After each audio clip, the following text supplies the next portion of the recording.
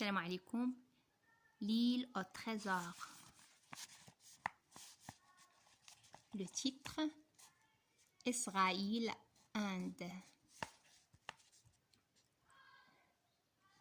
Le vent nous pousse vers l'ouest, mais la mer est trop basse pour approcher de la côte. Capitaine, dit Inde au bout d'un long moment, mon vieux camarade O'Brien est toujours là. Vous ne pourriez pas le jeter à la mer. Je ne suis pas assez fort. Pour moi, il est bien où il est. Ah, c'est Hispaniola.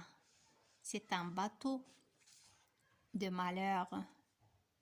Que de camarades morts depuis que nous sommes partis de Bristol. Et voilà qu'Orient mort. Lui aussi. Dis-moi, un mort est-il bien mort? Est-ce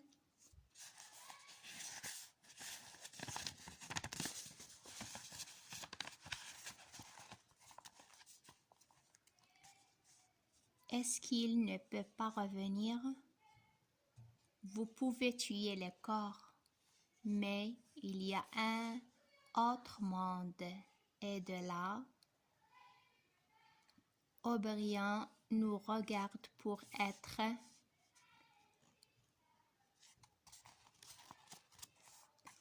O'Brien nous regarde peut-être. Ah, c'est malheureux. Alors, ça ne sert à rien de tuer les gens.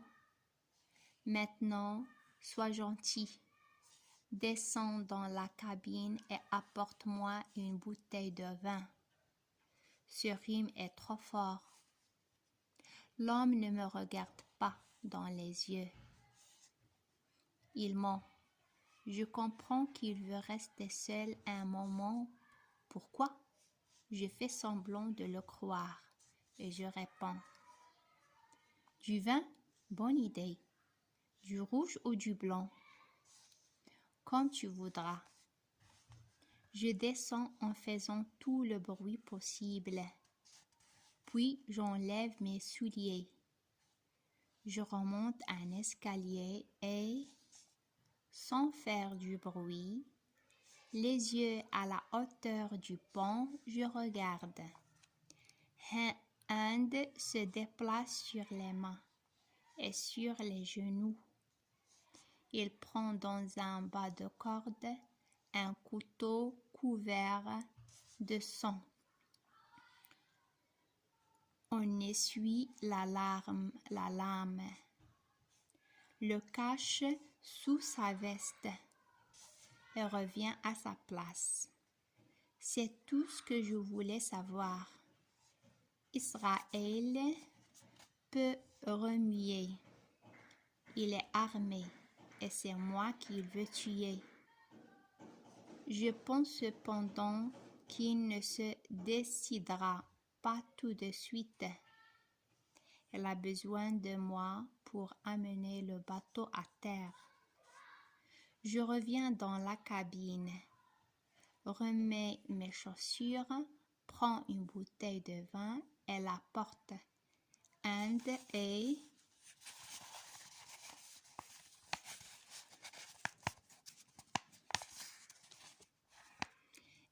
à la place où je l'ai laissé, les yeux à moitié fermés, comme si la lumière lui faisait mal. Elle prend la bouteille que je lui tends et se met à boire. Ensuite, il reste un long moment silencieux. « Ah, Jim, dit-il enfin, je crois que je vais mourir. » Mourir? Alors si j'étais vous, je demanderais pardon à Dieu. Pourquoi? Dis-moi pourquoi. Je n'ai jamais fait de mal. J'ai simplement toujours frappé le premier. J'aime mieux voir mourir les autres que moi. C'est tout. Maintenant, assez discuté. Fais ce que je vais te dire. Capitaine Hawking, nous allons entrer dans la baie tout doucement et en finir. L'entrée de la baie est difficile et dangereuse, mais End connaît bien son métier. Il me donne des ordres clairs. Je travaille vite et bien. C'est un bon endroit, remarque-t-il, pour amener un bateau à la côte. Il y a du sable fin, des arbres tout autour et même des fleurs. Es-tu prêt, mon garçon? C'est le moment. Il donne de nouveau des ordres, j'obéis. L'Espagnol tourne et court vers le sable. Je suis si intéressé par mon travail que j'oublie un instant le pirate. Je me penche, je regarde l'eau. Quand je me retourne, End est tout près, le couteau levé. Prêt à frapper, je pousse un cri. Il se jette sur moi. Je saute de côté.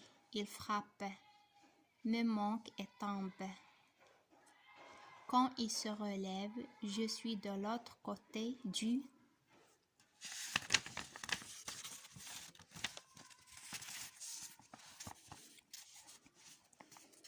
bateau.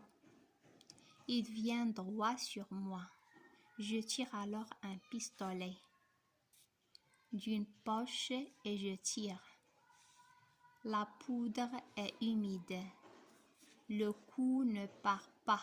Je n'ai pas le temps d'essayer mon autre pistolet et puis il ne partirait sans doute pas mieux que le premier. Je cours d'un côté du pont. End avance pour me couper le chemin. Je m'arrête, voyant que je veux passer derrière lui. L'homme s'arrête aussi. Quand il avance, je recule, puis j'avance de nouveau. C'est un jeu que j'ai joué souvent à l'école, mais jamais il ne m'a fait battre le cœur de cette façon.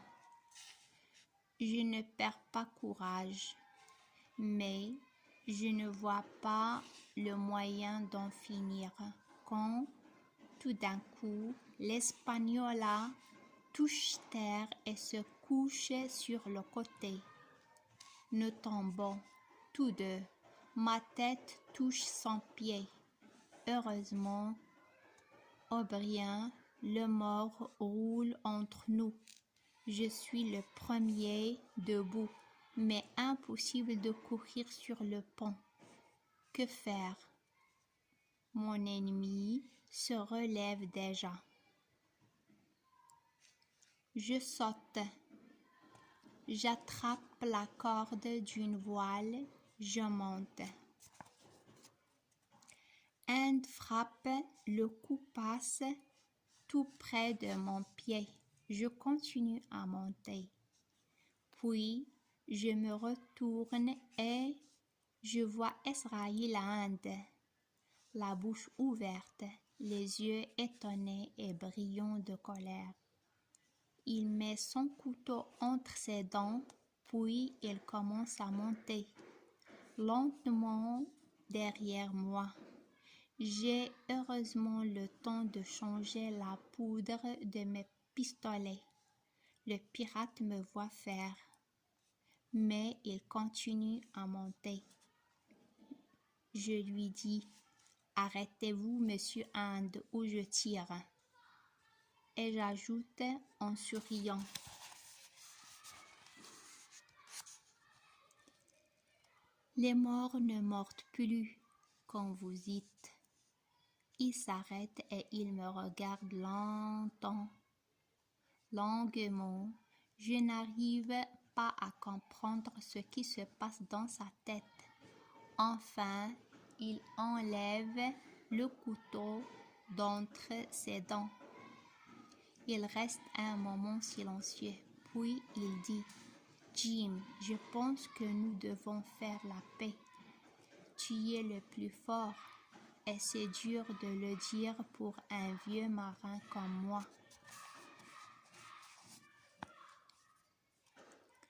J'écoute et je souris, mais d'un mouvement rapide, l'homme recule son bras droit et le ramène en avant. Quelque chose traverse l'air. Je sens un coup. Je suis touché à l'épaule et cloué contre le mât. Mes 2 pistolets parlent à la fois et tombent de mes mains.